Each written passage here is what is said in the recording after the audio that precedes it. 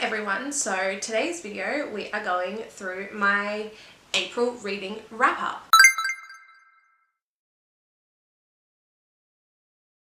So today we're going to go through all the books that I read in the month of April. I read 6 books this month. Not my best reading month. I actually thought I had read 8, but turns out I had started 8 and not finished 8 this month, but that's okay. Also, most of them were not on my TBR, but that's also fine. I'm definitely a mood reader and just kind of read what I want to read, so that's just how it is. I do not have a drink today because I've had far too many drinks this morning, but I hope you guys grab yourself a drink and let's get right on into the video. Okay, so as you guys know, I got this idea from Belle's Library Books on YouTube. She likes to throw some statistics at you for the month that she's doing the wrap up on, and I loved that idea, so I've done something similar. You guys know that. So this is my April reading wrap up. So first off, we just have some like high level statistics. Number of books I read were 6 this month. My average rating was 4.375 stars. The number of pages I read was 2,887, and my predominant format was physical books. And I think I read one on my Kindle, even though I have the physical. I read that one on my Kindle. So moving on to genres, as you can see here, I did not stray very far from romance this month. Well, romantasy, but I read 5 books in romantasy and 1 romance book, which is insane. It makes sense as to why I kind of hit like a little bit of a reading slump towards the end of April. I still think that's crazy. 5 romantasy books and 1 romance, that's insane to me. My ratings, as you can see there, I didn't have any double ups. Out of the 6 books I read, not one of them was rated the same. So I have 1 5-star, 1 4.75 star, 1 4.5 star, 1 4.25 star, 1 4-star, and 1 3.25 star. And then this is something that I decided to do because I like seeing what type of tropes I read over the month, and also it's interesting to see how many books overlap with their tropes. So the top 5 tropes, I won't go through all of them, but you can obviously see them there on the chart. But you can see my top 5, I had 12.1% of the books had a chosen one element, 9.1% had found family, bonded mates, and family secrets, and 6.1% of the books had fated mates. So as you can see as well, there's other ones that had 6.1% like trauma healing, forbidden romance. Actually, to be honest, they're the only other 2. Oh, enemies to lovers. But yeah, so that's all of that. So now let's get into each of the books I read. And also this month, you guys are going to get to see what my reading journal looks like for each book this month, because I have created my own reading journal and also have completely filled out my own digital reading journal, the one that I created. So you guys are going to get to see that this month. So I guess I'll show you the start of it. You're going to see ACOWAR in there. I did finish it on the Tuesday, but I read bulk of it the day before. So to me, I was like, it still counts to March and not April, because I think I read maybe like 100 pages in April, which is why I still included it in last month's reading wrap up. But that is like the little title page there. You can obviously see I have the calendar month, and that's how I like to keep track of what I've read when. The first book I read for the month of April was A Court of Wings and Ruin. I am obsessed with ACOWAR. I absolutely love it. I really, really loved this book. You can see I've annotated it. I need to go in and change the tabs and actually write my commentary in it, because I have changed the way I annotate a little bit. That's a job that I might do today if I have enough time, but I want to get some editing down first. But anyway, I digress. A Court of Wings and Ruin by Sarah J. Maas. I absolutely loved this book. It was my favorite book of the month. I can't tell you too much about what it's about, just because it is the 3rd book in the series. I absolutely love Feyre in this book. I think she is so strong, and she's so strong-willed, and her heart is in such a good place in this book. And it was really, really lovely to see her character development in this book, and also see the results of her character development from the previous book. The one thing I will say is this book is extremely war heavy and does touch on some pretty intense subjects, but it's still worth every bit of your read, like 100% I recommend getting into this series, because yeah, this book is just absolutely astounding to me. I love it so much. A Court of Wings and Ruin gets a 5-star rating from me, and it also got a 1.5 chili rating from me. The spice in this isn't super spicy, and there's not a lot of it because again, it is extremely war heavy, but it definitely was still a really good read, and I did enjoy the spice that was in it, and I think that the spice came at appropriate times as well. So next up, we read A Court of Frost and Starlight by Sarah J. Maas. Again, just continuing on with the series. The only book I've got left to read is A Court of Silver Flames. I don't know if I'll get to that this month because my book bestie has put 12 books on the TBR. You guys would have seen that video by now, hopefully. If not, I will link it down below for you. A Court of Frost and Starlight. This was really refreshing to read. I did struggle to get through it. It felt like it really dragged on because there wasn't a heavy plot line in this, but it was just a Christmas novella, like a Christmas special. It was definitely something that we needed after everything that was ACOWAR. But yeah, it definitely felt like it dragged on. I feel like that's the best way to explain this. I thought I'd be able to read it in a day because like it's very small, obviously. But yeah, I think it took me like 3 or 4 days to get through this. Yeah, it took me 4 days to get through this, which is not like me for a book this size. But it doesn't mean that I still rated this really high. It got a 4-star rating from me. Yeah, it was really good. Really what we needed after the whole war situation that went on in A Court of Wings and Ruin. So I really did enjoy this book and I highly recommend it. So yeah, like I said, this got a 4-star rating and a 1 chili spice rating. Next up, I read my it was my March book club pick, and that was Court of the Vampire Queen by Katee Robert. Now this book was spicy. You can see that I'm annotating it. I read this on my Kindle just because I knew I could read it faster. I literally had like 2 days to read it before we met for book club. So I read it on my Kindle just because I knew that I would get through it faster, but I'm copying over all the annotations to get through, and you can see like I annotated it a lot even on my Kindle, so that's saying something about this book. This book is super spicy, like super spicy. Also has a really good plot line, like it follows a good plot line. It's broken down into 3 parts. So you have like a part 1, part 2, and part 3, I believe. Yeah, you do, because I'm seeing a chapter 4, 5, and I'm like at the back end of the book here. Yeah, act 3. So you've got like act 1, act 2, act 3.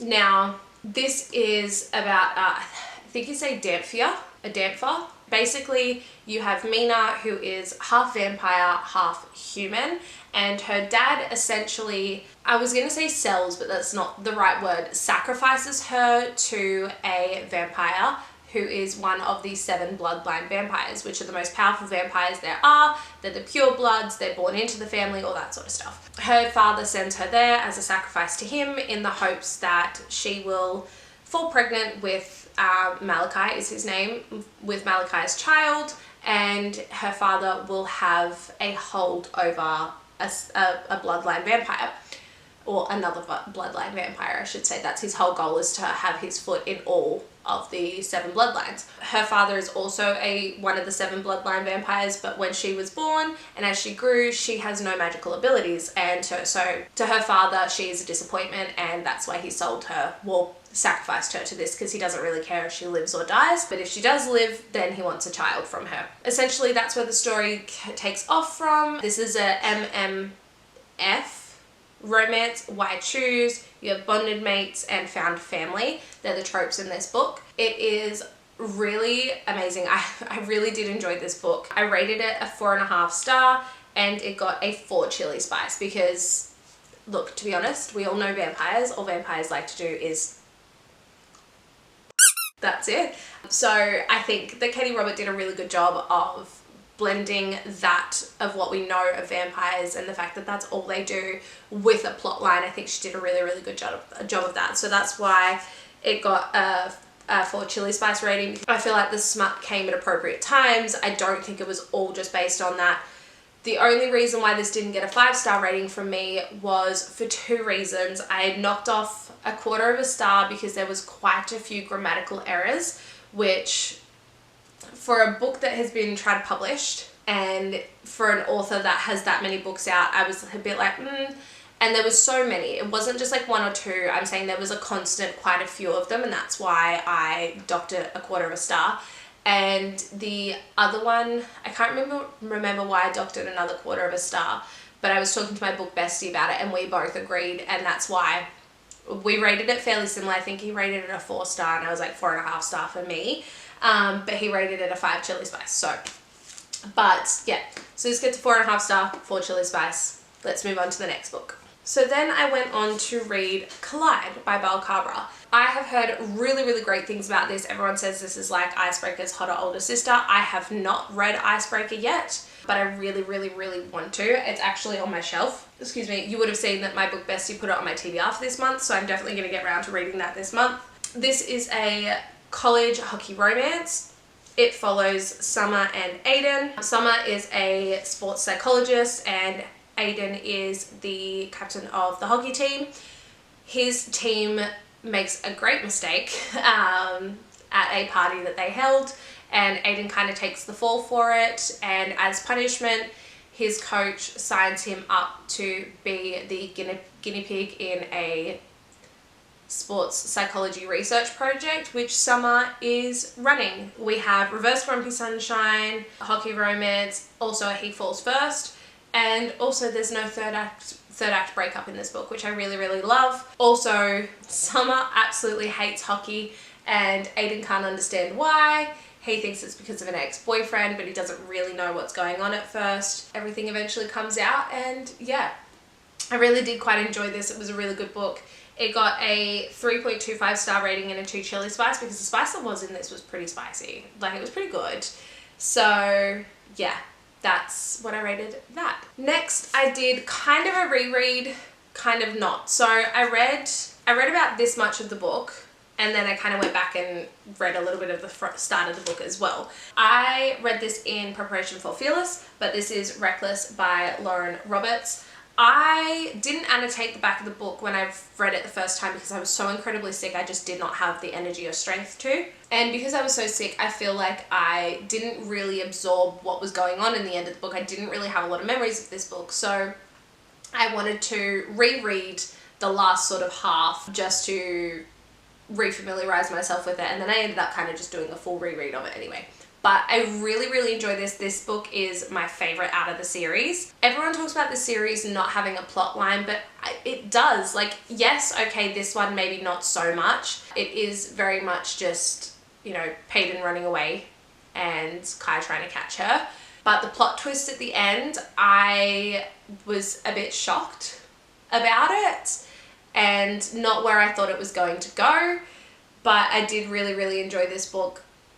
Again, like I said, it's my favorite in the series. I don't know if my rating is actually going to reflect that purely because of last year when I was rating books, I hadn't read enough to understand the differences between them. So I gave a lot of books 5 stars last year that maybe didn't need it. So this one got a 4.75 star and no chili spice because it is completely YA, especially in this one. Yeah, it's very much YA. There is a lot of like chemistry and tension, which is great, and that's why you don't need the smut in this book. Like, it really does carry itself. And like I said, I don't think that there's no plot in this. I do think that there is a plot line in this, and I do think that even the plot line carries itself as well. And then finally, if you couldn't guess it, because I said that I read that in preparation for this, I read Fearless by Lauren Roberts. Now, this book came out this month. I was super excited to be able to read this series and finish it. I couldn't wait to know how it ended. I couldn't wait to know what was going on. There was a couple of things that happened in this book that I was like, what? I had a lot of mixed feelings over this book, which is reflected quite a lot in my rating. This book got a 4.25 star for me, and I actually rated this like a 1.5 chili spice just because of, it's like a fade to black spicy scene, but it was written really well, and the tension and like how it happened and all that was really, really good. Okay, I'm gonna talk about some spoilers, so I will put a timestamp in to go to like the end of this clip so you don't have to hear any spoilers, because I had such conflicting feelings about it, and it took me watching other reviews to kind of understand why I was feeling the way that I was feeling. So I'm going to talk about it here, so skip now if you don't want to hear any spoilers. In this the way we resolved everything was Kit became the bad guy and the villain in the story, and Kit was such a beautiful character that you loved the entire way through. Even though you wanted Peyton to end up with Kai, you still loved Kit, and he was just such a beautiful, kind and pure soul that I think the way we got rid of him in this story was a bit of a disservice, and I think we could have done it a different way. However, I did still enjoy the book. I enjoyed the fact that we got to see more of the world, the trials that she went through. I get it. Yes. Is it a bit shit that she had to go through that again? Yes. However, I understand it. And I understand why they did that to her, especially with the way that the book ended and the way it all wrapped up. But I really had conflicting feelings over this book. I think it could have ended differently and we could have still loved Kit. But yeah, these two finally got their happily ever after, and I'm super happy about that. The epilogue was nice to read where they are and what they're doing. So yeah, and just a couple of those like plot devices that were thrown in to do with like lost royalty and that sort of stuff. I don't know how to, I just don't know how I feel about it. Most of my feelings are good feelings, but I'm just conflicted with a few things that happened within the book, which is why I didn't get a 5-star rating for me.